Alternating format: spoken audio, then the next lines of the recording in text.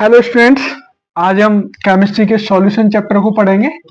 सबसे पहले मैं बता दूं आज इस चैप्टर में हम क्या क्या पढ़ने वाले हैं। इस चैप्टर में सॉल्यूशन का इंट्रोडक्शन, सॉल्यूशन के जो पार्ट है, सॉल्यूट, सॉल्वेंट और जो कॉन्सेंट्रेशन टर्म है दोनों पढ़ेंगे। टेम्परेचर डिपेंडेंट कौन सी है, टेम्परेचर इंडिपेंडेंट कौन सी है, ठीक है। Mass by mass, molarity, molarity, ppm, इन सब की हम आज जो है स्टडी करेंगे, सबको हम जो है डिस्कशन करेंगे, ठीक है। देखिए देखो बच्चों, तो सबसे पहले हम सॉल्यूशन को जान लेते हैं, ठीक है। सॉल्यूशन क्या है, देखो आप लोगों ने लोअर क्लास में पढ़ा होगा मिक्सचर के बारे में। तो मिक्सचर दो होते हैं, होमोजीनियस मिक्सचर और हेट्रोजीनियस मिक्सचर, ठीक है। जिसका पूरा के पूरा कंपोजिशन एक जैसा हो जाए उसे कहते हैं हम होमोजीनियस मिक्सचर, और जिसका कंपोजिशन अलग अलग रहे उसे हम कहते हैं हेट्रोजीनियस मिक्सचर। जैसे मान लीजिएगा कि आपने शुगर और वाटर को मिलाया, शुगर और वाटर, चीनी और पानी को मिलाया, चीनी और पानी को मिलाया तो क्या बन जाएगा, शरबत बन जाएगा।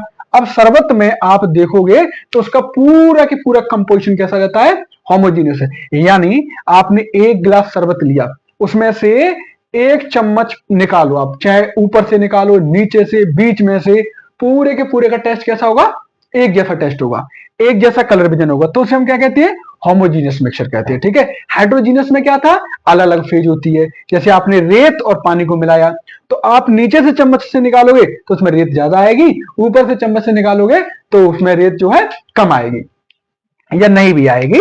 तो यानी उसका कंपोजिशन कैसा रहा, अलग अलग रहा। तो हम बात कर रहे थे सॉल्यूशन की, तो सॉल्यूशन की पहली चीज तो यही है कि सॉल्यूशन क्या होता है, होमोजीनियस मिक्सचर होता है। तो पहली बात क्या रही सॉल्यूशन की, कि solution is a homogeneous mixture of two or more substances. तो solution is a homogeneous mixture of two or more then to substances. तो पहली बात इसमें कंफर्म होना चाहिए बेटा कि सॉल्यूशन है वो कैसे टर्म्स है, होमोजीनियस मिक्सचर है। और इसमें जानो कि जो सॉल्यूशन के जो टर्म्स हैं, सॉल्यूशन के जो सबस्टेंस है उनकी कुछ और क्या चीज होती है सॉल्यूशन की प्रॉपर्टीज में, उसे भी देखेंगे। ये जो सॉल्यूशन के सबस्टेंसेस होती हैं, they lose their identities, they lose their identities. जब सॉल्यूशन बन जाता है तो जो सबस्टेंस जिनसे मिलकर के सॉल्यूशन बना है वो अपनी आइडेंटिटी को क्या कर देते हैं, लॉस कर देते हैं। जैसे मान लीजिएगा कि शरबत मान लिया मैंने, शरबत सबसे इजी पड़ेगा आपके लिए, चीनी और पानी, ठीक है। चीनी की स्टेट कौन सी है, सॉलिड। पानी कैसा है, लिक्विड। जब आपने दोनों को मिलाया, चीनी और पानी दोनों को मिलाया, तो पानी की जो स्टेट थी वो लिक्विड थी और चीनी की स्टेट कैसी थी, सॉलिड। जब चीनी उसमें मिल गई तो क्या चीनी की सॉलिड स्टेट रही, नहीं रही। पानी कैसा होता है, टेस्टलेस। जब शरबत में मिल गया तो पानी का टेस्ट कैसा लगने लगा, मैं मीठा लगने लगा। क्या पानी की प्रॉपर्टी उसके अंदर रही, नहीं रही। तो सॉल्यूशन में जो जो सबस्टेंसेस होते हैं वो जब मिल जाते हैं तो अपनी आइडेंटिटी को लॉस कर देते हैं। और एक और चीज, दे उनको हम दोबारा से उसी फॉर्म में सेपरेट नहीं कर सकते। They can not be separated by simple process. उन्हें हम जो है सिंपल प्रोसेस के द्वारा सेपरेट नहीं कर सकते हैं। तो यानी जो सॉल्यूशन के सबस्टेंसेस हैं उन्हें हम सिंपल प्रोसेस के द्वारा अलग नहीं कर सकते। जैसे मान लीजिएगा कि ये एक कंटेनर है, इसमें जो है ये पानी है, ठीक है, और उसके बाद मैंने डाल दी चीनी, इसमें चीनी मिला दी मैंने, ठीक है, ये बन गया शरबत। पूरा एक कंपोजिशन हो गया, एक कंपोजिशन हो गया, तो ये पूरा शरबत बन गया। एक ही जैसा दिखेगा, कैसा दिखेगा, एक ही जैसा दिखेगा क्योंकि पूरा शरबत बन चुका है। अब इसमें से क्या होता है कि मान लीजिएगा कि मेरी एक नॉटी सिस्टर है, वो आ जाती है एक चम्मच लेकर के, ठीक है, तो वो उसमें से जो है शरबत में से जो है पीने लगती है, चम्मच निकाल के पीने लगती है, ठीक है। तो मैं उसके पास जाता हूँ, मैंने भैया ये क्या कर रहे हो आप, है ना। वो कहती कि नहीं नहीं, मैं तो जो है केवल पानी पानी उसमें से पी रही हूँ, शरबत तो नहीं पी रही हूँ। तो क्या प्रैक्टिकली ये पॉसिबल है कि आप सिंपल प्रोसेस के द्वारा पानी उसी में रहने दो, चीनी को निकाल लो, नॉट पॉसिबल। या फिर दूसरी, अगर आप एक छलनी लगा दें मान लीजिएगा, ठीक है, उसके थ्रू अगर मैं शरबत को उससे छानूं, तो क्या ये पॉसिबल है कि चीनी ऊपर रह जाए, पानी नीचे आ जाए? नॉट पॉसिबल, ये पॉसिबल नहीं होता है। यानी हम सॉल्यूशन को जो है उसके प्रोसेसेस हैं, सिंपल प्रोसेस हैं, उनके द्वारा हम उसको अलग नहीं कर सकते हैं। अब एक और चीज देखते हैं कि सॉल्यूशन है वो दो मेन कंपोनेंट से मिलकर के बना होता है, ठीक है। सॉल्यूशन के जो कंपोनेंट होते हैं वो बना होता है, देखो क्या क्या होते हैं सॉल्यूशन के जो कंपोनेंट हैं, उनको जान लेते हैं। एक को हम कहेंगे सॉल्यूट और दूसरे को हम कहेंगे सॉल्वेंट। एक को हम कहेंगे सॉल्यूट और दूसरे को हम कहेंगे सॉल्वेंट, ठीक है। जो सॉल्यूशन है ना, सॉल्यूशन मिलके बना होता है सॉल्यूट और सॉल्वेंट से। सॉल्यूशन किससे मिलके बना होता है? सॉल्यूट और सॉल्वेंट से, ठीक है। सॉल्यूट जनरली वैसे समझ लो, सॉल्यूट जो घुलता है और सॉल्वेंट जिसमें घुलता है। सॉल्यूट क्या होता है? जो घुले, और सॉल्वेंट जिसमें घुले। जैसे मान लीजिएगा शरबत बनाया आपने, चीनी घुलती है पानी में, तो चीनी कौन हुई? सॉल्यूट, और पानी कौन हुआ? सॉल्वेंट, ठीक है। जैसे आयोडीन टिंचर लिया आपने, आयोडीन टिंचर कैसे बनता है? आयोडीन को घोलते हैं एल्कोहल में। आयोडीन को आपने घोला किसमें? एल्कोहल में, यह बन गया आपका आयोडीन टिंचर। तो आयोडीन कौन हुआ इसमें? सॉल्यूट। आयोडीन कौन हुआ? सॉल्यूट। एल्कोहल कौन हुआ? सॉल्वेंट, है ना। तो जो घुले और जिसमें घुले। एक और चीज जनरली समझते हैं, सॉल्यूट वो होता है जो लेस अमाउंट में होता है या स्मॉल अमाउंट में होता है। सॉल्यूट कौन होता है? जो स्मॉल अमाउंट में होता है, वो कौन होता है? सॉल्यूट। और जो लार्ज अमाउंट में हो वो कौन होता है? सॉल्वेंट। अब जैसे मान लीजिएगा आप शरबत बना रहे हो, तो आप शरबत में चीनी ज्यादा लोगे कि पानी? डेफिनेटली आप पानी ज्यादा लोगे, तो लार्ज अमाउंट में जो होगा वो सॉल्वेंट, और कम अमाउंट में होगा जो सॉल्यूट। कम अमाउंट में होगा जो सॉल्यूट। जैसे मान लीजिएगा कि आपने एल्कोहल और वाटर को मिलाया, है ना, एल्कोहल और वाटर को मिलाया, ठीक है। तो एल्कोहल और वाटर को मिलाया, अगर आपने एल्कोहल कम लिया है और वाटर ज्यादा लिया है, तो कौन सा होगा? तो क्योंकि हमने क्या लिया था? एल्कोहल कम लिया था, और वाटर क्या लिया है? ज्यादा। तो वाटर क्या हो जाएगा? एल्कोहल हमने कम लिया, लेस, और वाटर क्या लिया था हमने? मोर। तो वाटर क्या हो जाएगा? सॉल्वेंट। एल्कोहल क्या रहेगा? सॉल्यूट। लेकिन अगर हम उल्टा काम कर दें कि एल्कोहल तो ले लें बहुत ज्यादा और वाटर ले लें कम, ठीक है, तो वाटर घुलेगा एल्कोहल में, तो उस स्थिति में एल्कोहल क्या हो जाएगा? सॉल्वेंट, और वाटर क्या हो जाएगा? सॉल्यूट। वाटर क्या हो जाएगा? सॉल्यूट। यानी ये भी देखो, वाटर वैसे यूनिवर्सल सॉल्वेंट है, लेकिन ये भी पॉसिबल है कि वाटर भी सॉल्यूट हो सकता है, ये कंफर्म है, ठीक है। एक और चीज अगर इसकी समझें तो और ऐसे देख सकते हैं कि हम सॉल्यूशन में दो या दो से ज्यादा चीजों की फेज लेके चलते हैं, मिला के चलते हैं, दो या दो से ज्यादा चीजों को मिला के चलते हैं। तो फाइनल फेज, फाइनल स्टेट जिस चीज की आएगी वो सॉल्वेंट होता है। फाइनल स्टेट बच्चों जिस चीज की मिलेगी वो क्या होगा? सॉल्वेंट। अगेन वही से एग्जांपल, जैसे मान लीजिएगा आपने साल्ट लिया, नमक लिया और पानी में मिला दिया, नमक और पानी। अब जो मिक्सचर बनेगा दोनों का, जो सॉल्यूशन बनेगा, उसकी स्टेट कौन सी होगी? लिक्विड। लिक्विड इसमें किसकी स्टेट थी? वाटर की। तो सॉल्वेंट कौन माना जाएगा? वाटर माना जाएगा। सॉल्वेंट कौन माना जाएगा? वाटर माना जाएगा। मान लीजिएगा कि आपने शुगर लिया, शुगर सिरप जैसे बनानी होती है आपको, शुगर लिया आपने, उसमें से मान लो कि वाटर में मिला दिया आपने, शुगर और वाटर शरबत बनता है। इसकी स्टेट कौन सी रहेगी? लिक्विड स्टेट रहेगी। लिक्विड स्टेट इसमें से कौन था? वाटर था। तो जिसकी स्टेट सॉल्यूशन ने प्राप्त की, सॉल्यूशन की जो स्टेट होगी, स्टेट ऑफ सॉल्यूशन जो होगी, स्टेट ऑफ सॉल्यूशन जो होगा, वही स्टेट, वही क्या कहेगा? सॉल्वेंट। यानी जो स्टेट ऑफ सॉल्यूशन बनी वो सॉल्यूट और सॉल्वेंट में जिसकी स्टेट थी वो क्या कहलाता है? क्या कहलाता है? वो सॉल्वेंट कहलाएगा। क्या कहलाएगा? सॉल्वेंट कहलाएगा। फिर से समझिएगा, सॉल्यूशन की जो स्टेट बनी वो सॉल्यूट और सॉल्वेंट में से किसकी स्टेट थी? शरबत सॉल्वेंट, और समझो शरबत क्या है? सॉल्यूशन। शरबत की स्टेट कौन सी है? लिक्विड। अब चीनी और पानी में से, शुगर और वाटर में से किसकी स्टेट लिक्विड थी? वाटर की। तो वाटर कौन माना जाएगा? सॉल्वेंट माना जाएगा। इस तरीके से हम इसको एक्सप्लेन करते हैं। देखो अब हम सॉल्यूशन की जो है कंसंट्रेशन टर्म्स ऑफ सॉल्यूशन को जानते हैं, ठीक है, कि जो है सॉल्यूशन की जो कंसंट्रेशन टर्म्स है उसको किस तरीके से एक्सप्रेस कर सकते हैं हम। देखो कंसंट्रेशन टर्म को देखते हैं, कंसंट्रेशन ऑफ सॉल्यूशन, इसको कैसे एक्सप्रेस करेंगे, कैसे फैक्टर करेंगे। देखिएगा दो चीजों में बांट लेते हैं इसको कंसंट्रेशन टर्म को, ऐसी टर्म्स जो टेम्परेचर पे डिपेंड करें और ऐसी टर्म्स जो टेम्परेचर से इंडिपेंडेंट हो, ठीक है। तो टेम्परेचर डिपेंडेंट टर्म्स मानेंगे, टेम्परेचर डिपेंडेंट, और दूसरी हमने ले ली जो टेम्परेचर पे डिपेंड न करे, टेम्परेचर इंडिपेंडेंट, टेम्परेचर इंडिपेंडेंट। दो तरह की टर्म लेंगे हम, टेम्परेचर डिपेंडेंट और टेम्परेचर इंडिपेंडेंट। तो टेम्परेचर डिपेंडेंट ऐसे होते हैं फैक्टर्स जो टेम्परेचर पर डिपेंड करते हैं और उसकी कंसंट्रेशन को इफेक्ट करेंगे, और टेम्परेचर इंडिपेंडेंट जो टेम्परेचर पर डिपेंड नहीं करेंगे। अच्छा इसके सिलेबस के अकॉर्डिंग लेता हूं, ये वॉल्यूम वाले होंगे, बेस्ड ऑन वॉल्यूम, और ये बेस्ड ऑन मास।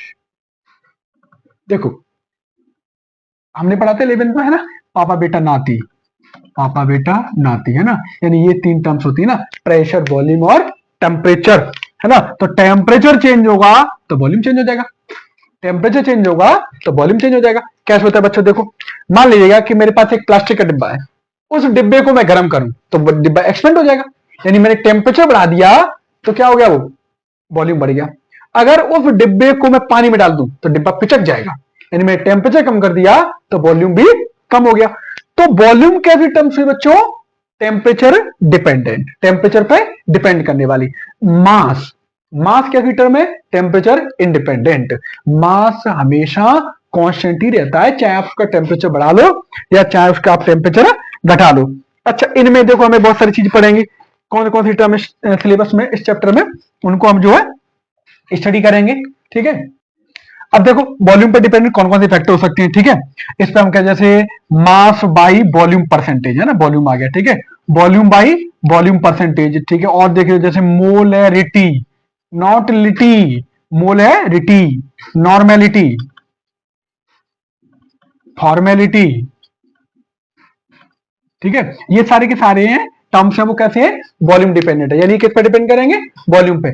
अगर ये टर्म वॉल्यूम पे डिपेंड करने वाले हैं तो टेम्परेचर चेंज होने पर इनकी वैल्यू क्या हो जाएगी, बदल जाएगी, ठीक है। अगला हम देखते हैं टेम्परेचर इंडिपेंडेंट है, ठीक है। टेम्परेचर इंडिपेंडेंट में देखें जैसे मास बाई मास परसेंटेज है, मास बाई मास, है ना, ये हो गया मोलैलिटी, पीपीएम, पार्ट्स पर मिलियन, ये सारे के सारे टर्म्स होते हैं।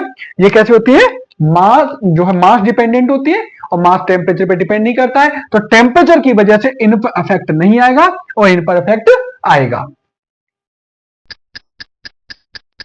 अब हम लेते हैं मास परसेंटेज, अगला टॉपिक हम पढ़ते हैं मास परसेंटेज, यानी इसे हम पढ़ेंगे मास बाई मास परसेंटेज, ऐसे करके पढ़ लेता हूं, ठीक है, आसान रहेगा समझने में। मास बाई मास परसेंटेज समझते पहले क्या था, इसका मतलब ये होता है कि 100 ग्राम सॉल्यूशन में, 100 ग्राम सॉल्यूशन में, 100 ग्राम शरबत में, 100 ग्राम शरबत में सॉल्यूट का कितना मास है और सॉल्वेंट का कितना मास है, कितना परसेंटेज उनका शेयर है 100 ग्राम सॉल्यूशन में, ये हमारा क्या कहलाएगा, मास परसेंटेज, है ना। ये क्या है, mass of component, mass of component, component में कौन आएंगे बच्चों, सॉल्यूट और सॉल्वेंट। मास ऑफ कंपोनेंट कितने, पर 100 gram of the, 100 gram of the solution, यानी 100 ग्राम सॉल्यूशन में कंपोनेंट का मास कितना है। इसको बिल्कुल सिंपल फॉर्मूला में बना देता हूं आपका, mass by mass percentage equals to mass upon component, mass of component upon mass of solution into 100। देखो बच्चों अगर हम इसको लैंग्वेज में लिखें कि मास ऑफ ये तो थोड़ा सा हमें बल्गर लगता है और पढ़ने में अनइंटरेस्टिंग लगता है, इसीलिए जितना भी पॉसिबल हो आप फॉर्मूले को बनाओगे, वो कैसे बनाओगे, सिंबॉलिक रूप में बनाओगे, ठीक है। तो मास परसेंटेज क्या रहा, मास ऑफ कंपोनेंट, कंपोनेंट सॉल्यूट भी हो सकता है, सॉल्वेंट भी हो सकता है, upon mass of solution into 100। जैसे मान लीजिएगा कि 20 ग्राम NaCl is dissolved in 80 gram of water. तो बताओ इसका परसेंटेज क्या होगा। मान लीजिएगा कि 20 ग्राम NaCl है, वो 80 ग्राम वाटर में घुला हुआ है, तो हमें उसका मास परसेंटेज निकालना है। देखिएगा NaCl क्या है, कंपोनेंट है, सॉल्यूट है, तो मास ऑफ कंपोनेंट कितना होगा बच्चों, 20 ग्राम। वाटर सॉल्वेंट, वाटर क्या है, सॉल्वेंट है, वाटर क्या है, सॉल्वेंट है, ठीक है, तो सॉल्वेंट है। अब देखो हमें कंपोनेंट किसका परसेंटेज निकालें, मास परसेंटेज, पहले ये डिसाइड कर लेंगे। मान लीजिए कि तो दोनों का मास परसेंटेज निकाल देते हैं, वाटर का भी और उसका भी, ठीक है। तो मास ऑफ ये सॉल्यूट हो गया और ये हो गया आपका सॉल्वेंट, ये 80 ग्राम।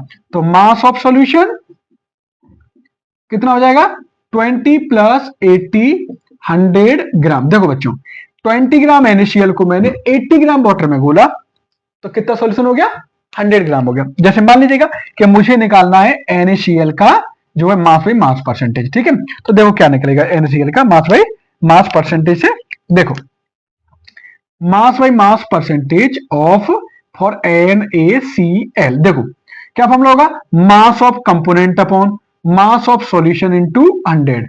कंपोनेंट का कितना मास है, 20 अपॉन सॉल्यूशन का कितना है, 100 इंटू 100, 100 से 100 गया, कितना आ गया बच्चों, 20%। कितना आ गया, 20%। अच्छा इसको हम ऐसे भी देख सकते हैं, वाटर के लिए आपको निकालना हो कि वाटर का परसेंटेज कितना है, तो देखो परसेंटेज 100 होता है, ये बाइनरी सॉल्यूशन है। कौन सॉल्यूशन है, बाइनरी। अच्छा एक चीज और देख लो, अगर यहाँ पे कंफ्यूजन हो तो, बाइनरी का मतलब होता है ऐसा सॉल्यूशन जिसमें दो कंपोनेंट हो, वो कौन सा कहलाता है, बाइनरी।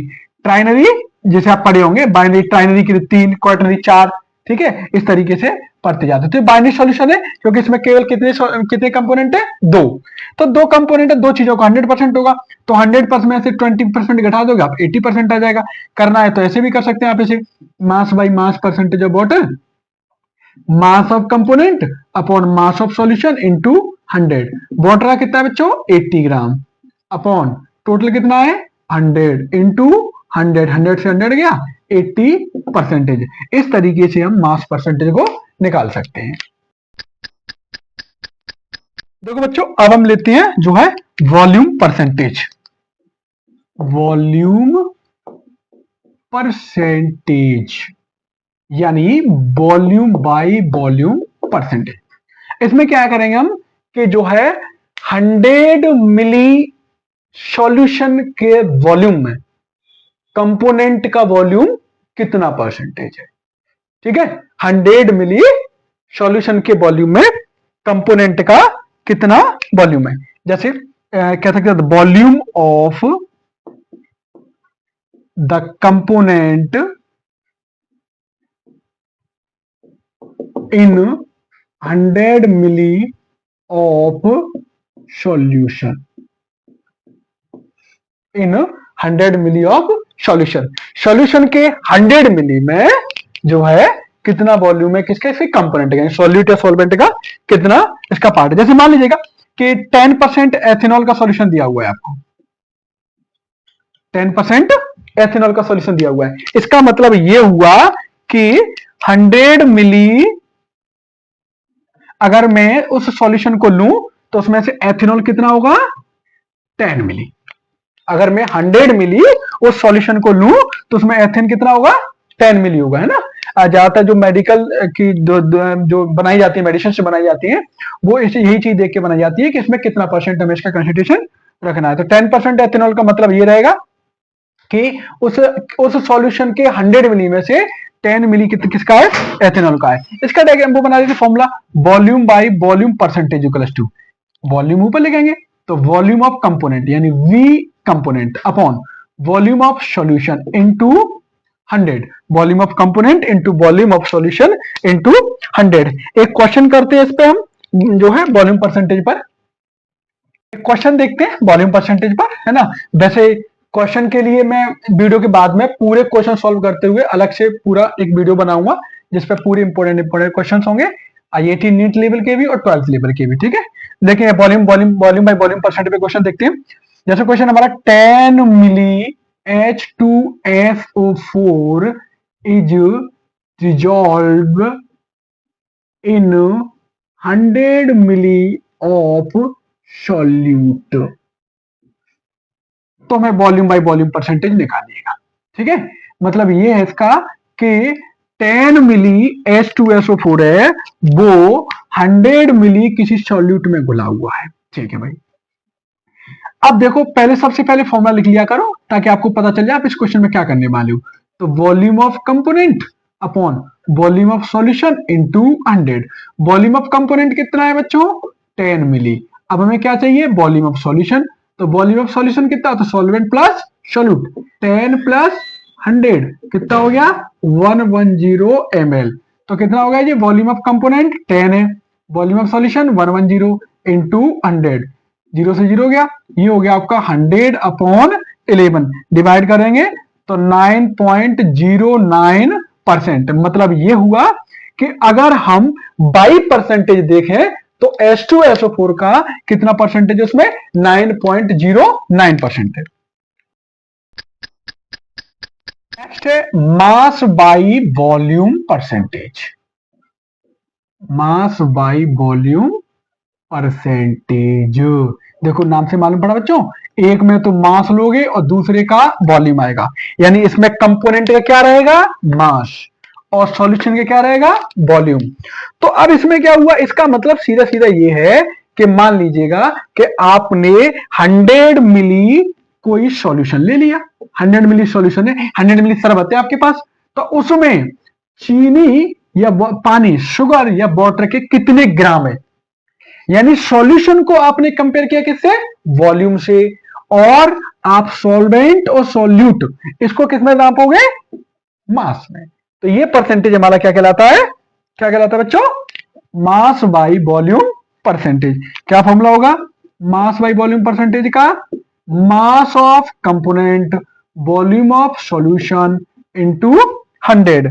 ठीक है, इस तरीके से हम जो है इसको निकाल सकते हैं। देखिए जैसे कि क्वेश्चन करते हैं, देखो बच्चों एक क्वेश्चन लेते हैं, अ सॉल्ट सॉल्यूशन, जैसे क्वेश्चन है a salt solution, salt solution है वो 10% है मास बाई वॉल्यूम के टर्म पे। Find mass by mass percentage if density of solution is 1.5 ग्राम पर मिलीलीटर। देखिए ये आपको दिया है 10%, है ना? 10% का मतलब 100 मिली में कितने गोले होंगे? 10 ग्राम में 10 ग्राम इसका जो है गुला होगा, 100 में इसका 10% पार्ट होगा। अब हमें निकालना है इसका मास बाई मास परसेंटेज। तो क्वेश्चन को करने से पहले अगर आपको न्यूमेरिकल को बिल्कुल इजी बेस पे लाना है तो सबसे पहले उसका फॉर्मूला लिखो, mass by mass percentage equals to क्या होता है? Mass of component upon mass of solution into 100। अब इस क्वेश्चन को सॉल्व करने का देखो ये तो हमें क्लियर हो ही गया यहां से कि मास ऑफ कंपोनेंट कितना है बच्चों? 10 ग्राम। क्यों? डेफिनेशन क्या थी मास बाई वॉल्यूम परसेंटेज की? कि 100 मिली में कितने ग्राम घुले हुए? तो 10% का मतलब ये हुआ कि 10 ग्राम घुले हुए। तो मास ऑफ कंपोनेंट कितना हो गया? 10 ग्राम हो गया। अब अगर इस क्वेश्चन को मुझे सॉल्व करना है, इसका आंसर निकालना है, तो मुझे मास ऑफ सॉल्यूशन चाहिए। क्या चाहिए? मास ऑफ सॉल्यूशन चाहिए, जो इस क्वेश्चन में मास ऑफ सॉल्यूशन गिवन नहीं है। तो क्या करूंगा मैं? देखिएगा इसमें देखो 100 जो दिया हुआ 10%, तो वॉल्यूम ऑफ सॉल्यूशन कितना है? 100 मिली है बच्चों, परसेंटेज ये इंडिकेट करता है। अब मुझे मास निकालना है। मास क्या होता है? Volume into density. वॉल्यूम कितना है? 100, डेंसिटी कितनी है? 1.5, तो कितना हो गया जी? 150 ग्राम। यानी ये मुझे मास ऑफ सॉल्यूशन मिल गया। अब इस क्वेश्चन को मैं आगे बढ़ा दूंगा। तो मास ऑफ कंपोनेंट कितना था? 10, मास ऑफ सॉल्यूशन कितना था? 150 हो गया इंटू 100, 0 से 0 गया, 5 2 जा 10, 5 3 जा 15, ये हो गया 20/3। सॉल्व करेंगे तो 6.66% इतना हमारा जो है मास बाई मास परसेंटेज निकला है। अगला टॉपिक लेते हैं हम मोल फ्रैक्शन। अगला टॉपिक लेते हैं मोल फ्रैक्शन। ठीक है, मोल फ्रैक्शन का मतलब ये होता है कि कितना पार्ट्स है। मोल मोल जानते हो मोल क्या होता है? Mass upon molar mass, n+2 mass upon molar mass, सब पढ़ चुके हम। ठीक है, तो कितना पार्ट है, मान लीजिएगा कि ये मैंने ए कंपोनेंट लिया और ये मैंने बी कंपोनेंट लिया। ठीक है, इसके मोल Na है और इसके मोल Nb है। मान लिया मैंने कि ये सॉल्यूट है, ये सॉल्वेंट है, तो दोनों को मिला के क्या बना? सॉल्यूशन। तो सॉल्यूशन के कुल मोल कितने हो गए? Na plus Nb। अब मोल फ्रैक्शन को हम जीटा वर्ड से रिप्रेजेंट करते हैं, तो मैंने ए का निकाला मोल फ्रैक्शन, तो zeta A equals to Na upon Na plus Nb। Zeta B equals to, इसका हिस्सा कितना हो गया शेयर, इसका part Nb upon Na plus Nb। अब अच्छा, zeta A plus zeta B दोनों का निकाल देते हैं। मोल फ्रैक्शन कितना होता है? Na upon Na plus Nb plus Nb upon Na plus Nb। LCM लिया हमने Na प्लस Nb और ये भी हो गया Na प्लस Nb, कट गया, तो zeta A plus zeta B equals to 1। यानी अगर ये तो रहा आपका बाइनरी, अगर मैं इसमें तीसरा और ले लेता इसे, ठीक है, ट्राइनरी सॉल्यूशन बना लेता, तो सी, तो इसका कितना हो जाता? NC हो जाता। ठीक है, तो ये कितना हो जाता? इसका पार्ट कितना, इसका कितना पार्ट रह जाता? Na upon Na plus Nb plus Nc। इसका कितना हो जाता बच्चों? Nb upon Na plus Nb plus Nc। इसका कितना हो जाता? Nc upon Na plus Nb plus Nc। यहां पर भी अगर हम तीनों का निकालते तो इसका मोल फ्रैक्शन जीटा है, इसका मोल फ्रैक्शन जीटा बी, इसका मोल फ्रैक्शन जीटा सी।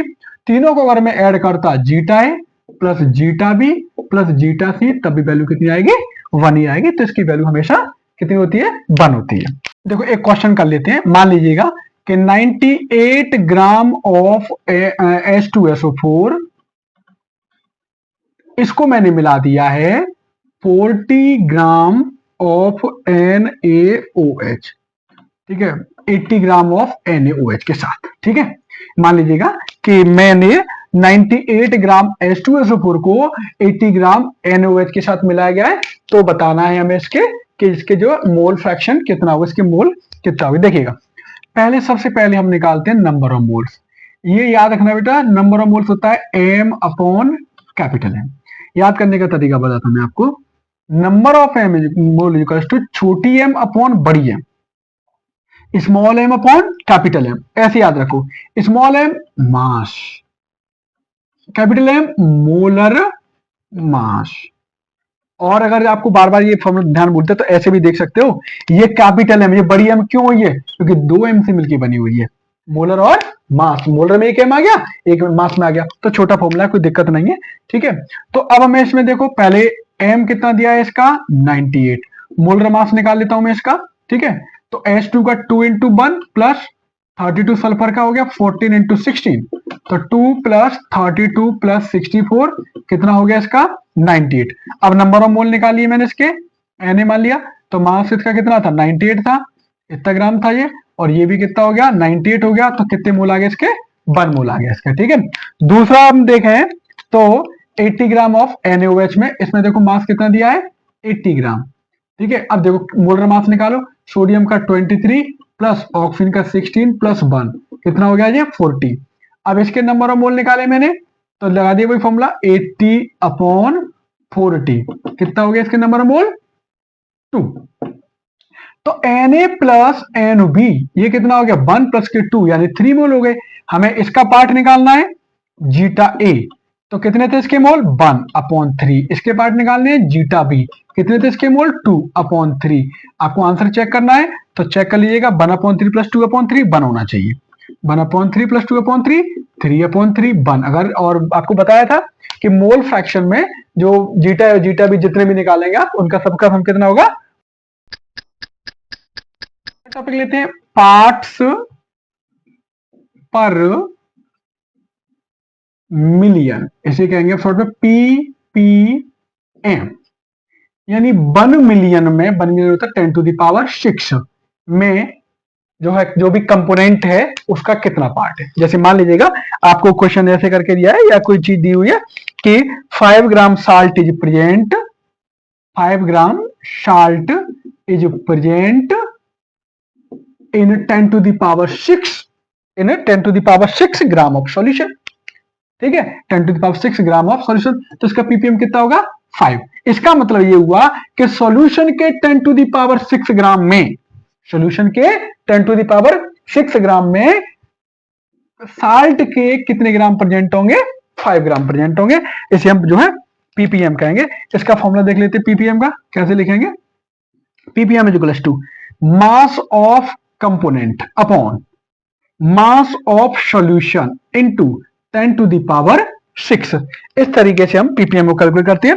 अगला टॉपिक बहुत इंटरेस्टिंग टॉपिक है, वो है मोलरिटी। अगला टॉपिक बहुत इंटरेस्टिंग, बहुत इंपॉर्टेंट टॉपिक है, वो है मोलरिटी। ठीक है, नाम से मालूम पड़ रहा है ना बच्चों, मोले, मोले का मतलब मोल, रिटी लीटर में ही तो टीआर आता है, तो लीटर समझ जाओ। ठीक है, मोलरिटी क्या हो गया। ठीक है, तो मोलरिटी पहले इसका फॉर्मूला कैपिटल एम से वैसे रिप्रेजेंट करते हैं, number of mole upon volume litre में। ठीक है, number of moles volume litre में। तो क्या होता है ये, नंबर ऑफ मोल्स, ठीक है, of solute, number of moles of solute present in 1 litre of solution, number of moles of solute present in 1। Question देखते हैं मोलरिटी पे। क्वेश्चन है ये 2.46 gram of sodium hydroxide are dissolved in water and the solution is made to 100 centimeter cube in a volumetric flask. Calculate molarity। देखो question को समझते हैं, question क्या कह रहा है। क्वेश्चन ये कह रहा है कि 2.46 ग्राम NaOH को मैंने वाटर में डिजॉल्व किया, उसे घोला। ठीक है, और कितना भर गया वो, 100 सेंटीमीटर क्यूब भर गया। तो हमें मोलरिटी निकालनी है। ठीक है, नहीं पता चलेगा कि कैसे क्वेश्चन करना है, कैसे नहीं करना है। अगर आप सीधे पहले का, हम लोग क्या करते हैं कि सीधा नंबर ऑफ मोल्स निकालना शुरू कर देते हैं, लेकिन जिन बच्चों का बेस वीक है, न्यूमेरिकल में इंटरेस्ट नहीं आता है, ये बार बार क्वेश्चन गलत होते हैं, तो मैं बार बार बता रहा हूं आपको कुछ नहीं करना है।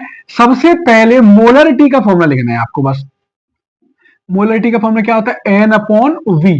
अब आपको अपने आप मालूम पड़ जाएगा। और फॉर्मूला हमेशा इंग्लिश लैंग्वेज की अपेक्षा सिंबलिक लैंग्वेज में लिखें तो जल्दी समझ में आता है।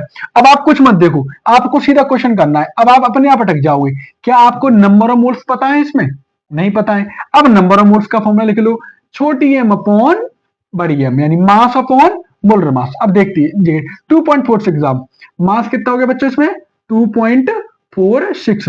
एक जैसा सिंबल मत करना, तो इसको मैं एम डैश कर देता हूं यहाँ पे ना, मैच नहीं होने चाहिए। इतने ग्राम हो गया। अब NaOH का क्या निकालना है हमें, मोलर मास, एम डैश निकाल लो। सोडियम का एटॉमिक मोलर मास 23 होता है, +16 +1 कितना हो गया ये 40। तो N कितना हो गया बच्चों, 2.46 अपॉन 40, 2.46 अपॉन 40, ये क्या हो गया, N हो गया। ठीक है, अच्छा आगे निकालते से सॉल्व करेंगे। ठीक है, N इक्वल्स टू कितना हो गया हमारा, 2.46 सॉल्व करेंगे, पॉइंट था, एक और जीरो बढ़ गया, 2 से 20, 2 से 1 2 3, तो N आ गया हमारा सॉल्व करके 0.0615, इतने मोल आ गए हमारे, 0.0615। M इक्वल्स टू मोल कितने निकले, 0.0615 अपॉन वॉल्यूम कितना था 100, वॉल्यूम कितना था 100। अब देखो ये वॉल्यूम 100 किसमें है, कहां गया, 100 सेंटीमीटर क्यूब। ठीक है, 100 सेंटीमीटर क्यूब, लेकिन मोलरिटी की, ठीक है, ये यहाँ पे 2 जीरो आ जाएगा। ठीक है, क्योंकि पॉइंट के बाद 2 डेट है, तो 2 जीरो को बढ़ा देंगे हम। ठीक है ना, और ये 0.0615 भी रहेगा। ठीक है, 0.0615 अपॉन, देखो यहाँ पे तो mole upon litre, litre litre और ये हमें किस में दिया हुआ है, सेंटीमीटर क्यूब में। तो इसको भी हम क्या करेंगे, लीटर में कन्वर्ट कर लेंगे और इसमें हम यहाँ पे कर देंगे 1000 का मल्टीप्लीकेशन, 2 जीरो से 2 जीरो कटेगा, एम आ गया हमारा 0.615 मोल पर लीटर। ठीक है, इस तरीके से हम मोलरिटी को कैलकुलेट कर लेंगे। इसके न्यूमेरिकल्स में कई बार ऐसी चीजें भी दे देते हैं कि जैसे मोलर सॉल्यूशन लिख के आ जाए, मोलर सॉल्यूशन है, मोलर सॉल्यूशन, तो आप अपने आप समझ जाना कि मोलर सॉल्यूशन वो सॉल्यूशंस होंगे जिसकी मोलरिटी 1 होगी। इसके बाद बाइमोलर, बाइमोलर का मतलब कितना हो गया 2, ट्राई का 3, है ना, ऐसे चलता है। सेमी मोलर, सेमी 0.5 1/2 को कहते हैं, तो सेमी मोलर हो गया इतना। डेसीमोलर, डेसी जानते हो अपॉन 10 को कहेंगे, तो m/10। ऐसे सेंटीमोलर, m/100। इस तरीके से जो है कई क्वेश्चन आ जाते हैं तो ये डायरेक्ट लिख के दे देता है, तो हम उसको ऐसे ही करके अफेक्टेड करते हैं। अब वॉल्यूम है ना, वो वॉल्यूम से मोलरिटी कैसे इफेक्ट होती है, वॉल्यूम से मोलरिटी कैसे इफेक्ट होती है। देखो जैसे मान लो कि ये एक कंटेनर है, ठीक है, और इसकी मोलरिटी m1 है और इसका वॉल्यूम है v1, और ये दूसरा है, ठीक है, ये दूसरा है। इसमें मैंने मान लीजिएगा कि और बढ़ा दिया, मैंने इसमें कोई लिक्विड कर दिया, ठीक है, मैंने इसमें कोई लिक्विड मिला दिया, ठीक है, सॉल्वेंट मिला दिया, तो अब इसकी मोलरिटी कितनी हो जाएगी m2 और वॉल्यूम कितना हो जाएगा v2। एक बात समझो बच्चों, मान लो कि ये ऐसा था कि ये 1 लीटर वाटर था और इसमें मैंने 10 मोल शुगर के मिलाए हुए थे, इसमें मैंने 10 मोल शुगर के मिलाए हुए थे। अब मैंने इसमें 1 लीटर पानी और मिला दिया, यहां 1 लीटर में 10 मोल थे, अब इसी में मैंने पानी और मिला दिया, तो अब ये वॉल्यूम 2 लीटर हो गया। वॉल्यूम चेंज हुआ तो मोलरिटी चेंज हो गई, m2 हो गई। लेकिन अभी भी इसमें शुगर तो मैंने नहीं मिलाई है, तो शुगर के कितने मोल रहेंगे, 10 ही रहेंगे। यानी इसमें भी नंबर ऑफ मोल्स n है और इसमें भी नंबर ऑफ मोल्स n है, यानी इसमें n1 = n2 = n, दोनों में नंबर ऑफ मोल्स कैसे रहेंगे, सेम रहेंगे। देखो इसके नंबर ऑफ मोल्स क्या होंगे, m1 = होता है n1/b1, तो n1 = m1b1। n2 = होता है, ऐसे n2 हो गया इसमें m2 × b2, n1 n2 क्या होंगे, इसमें इक्वल होंगे, तो n1 n2 इक्वल, तो m1b1 = m2b2। इस तरीके से एक फॉर्मूला बनाया जा सकता है। अगर इसी में मैं एक काम करूं कि मान लीजिएगा कि यही क्वेश्चन मैं ले लिया, ये कंटेनर है, ठीक है, m1 b1 n1 मोल थे, दूसरा ये ही ले रखा मैंने, ठीक है, n2 मोल है इसमें, m2 b2, और इन दोनों को मैंने एक नए कंटेनर में दोनों को मैंने मिक्स कर दिया, यानी इसको उठा के इसमें पटक दिया, इसको उठा के इसमें पटक दिया, ठीक है, इसका n हो गया, मान लिया मैंने कि इसका जो है n हो गया, क्या हो गया, नंबर ऑफ मोल्स इसमें n हो गए। अब n हो गया, देखो वॉल्यूम तो हमारा आ गया, वॉल्यूम दोनों कितना हो जाएगा, v1 + v2, मोलरिटी मैंने मान ली m, मोलरिटी कितनी मान ली मैंने बच्चों, m। अच्छा देखो यहां के नंबर ऑफ मोल्स कितने हो गए, यहां के हो गए number of moles m1 b1, यहां के नंबर ऑफ मोल्स कितने हो गए n2 m2 b2, इसके नंबर ऑफ मोल्स कितने हो गए m × b1 + b2। अब देखो कि नंबर ऑफ मोल्स होंगे टोटल समेशन के बराबर होगा, क्योंकि नंबर ऑफ मोल्स चेंज नहीं होंगे, n1 + n2 किसके बराबर होगा, n के, तो n1 + n2 = n, इसके बराबर होगा। अब देखो n1 + n2 = n, n1 की वैल्यू क्या थी, m1 b1 + m2 b2 = ये कितना था, m v1 + b2, तो m = m1 b1 + m2 b2 upon v1 + b2।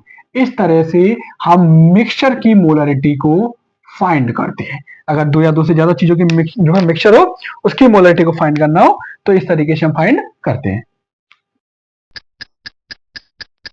अगला टॉपिक लेते हैं बच्चों, मोलैलिटी।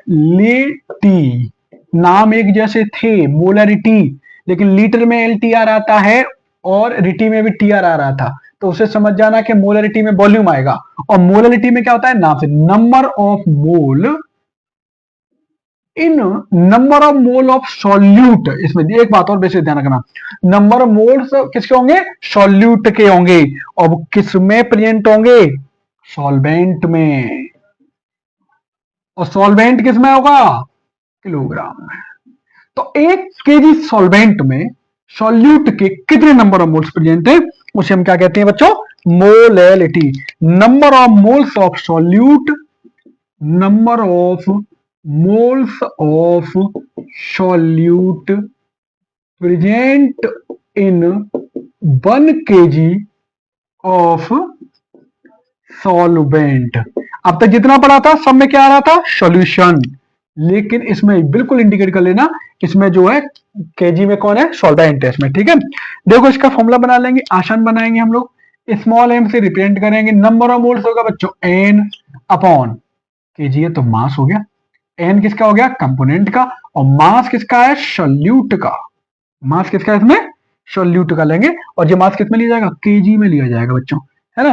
तो ये हम इस तरीके से मोलैलिटी को पता कर लेते, ठीक है। देखो एक क्वेश्चन है, फाइंड द मोलैलिटी, मोलैलिटी हमें फाइंड करनी है, किसी करनी है, of 49 gram of H2SO4, 49 gram H2SO4 ये डिजोल्व है 249 ग्राम ऑफ सॉल्यूशन में, ठीक है। 49 gram of H2SO4 dissolved in 250 gram of solution, चलो ठीक है, 250 ग्राम ऑफ सॉल्यूशन, ये करना है। मैं हमेशा आपको बताता हूं, सबसे पहले फॉर्मूला लिखो, m is equal to n upon mass of solute, और वो भी किसमें, केजी में। अब भाई इस क्वेश्चन में न तो मुझे n दे रहा है और न सॉल्यूट का मास पता है, तो पहले मैं निकालूंगा n, n के लिए स्मॉल m यानी मास m डेस मान लेता हूं क्योंकि स्मॉल m मोलैलिटी के लिए, तो ये 49 ग्राम। अब निकालता हूं मैं मोलर मास H2SO4 का, 2 इंटू 1 प्लस 32 प्लस 4 इंटू 16, ये आ गया हमारा 98। तो मैंने n निकाला 49 अपॉन 98, n निकाला 1 अपॉन 2। अब देखो बेटा, मैंने 250 ग्राम सॉल्यूशन मुझे कब मिला है, जब मैंने 49 ग्राम H2SO4 को घोला है, जब 49 ग्राम H2SO4 को मैंने मिलाया है किसी सॉल्वेंट में, तब जाकर के कितना मास हुआ है सॉल्यूशन का, 250 ग्राम। तो मास ऑफ सॉल्वेंट यहां से निकाल लेता हूं मैं, 250 ग्राम अगर सॉल्यूशन है, 49 ग्राम उसमें सॉल्यूट है, तो सॉल्वेंट रहा होगा 201 ग्राम, ये भी निकला है। अब यहां पे आ जाते हैं, एन कितना है 1/2 अपॉन मास कितना है 201, लेकिन किलो में लेना है, तो ये मैंने कर लिया 1000 ग्राम को किलोग्राम बदल दिया, ठीक है, ऊपर पहुंचा दिया ऐसे मैंने, तो 1000 अपॉन 2 इंटू 201, 500 टाइम कट गया, m is equal to solve किया इसे 2.48 अप्रोक्स आ जाएगा मोल पर किलोग्राम। इस तरीके से हम मोलैलिटी को भी फाइंड कर सकते हैं।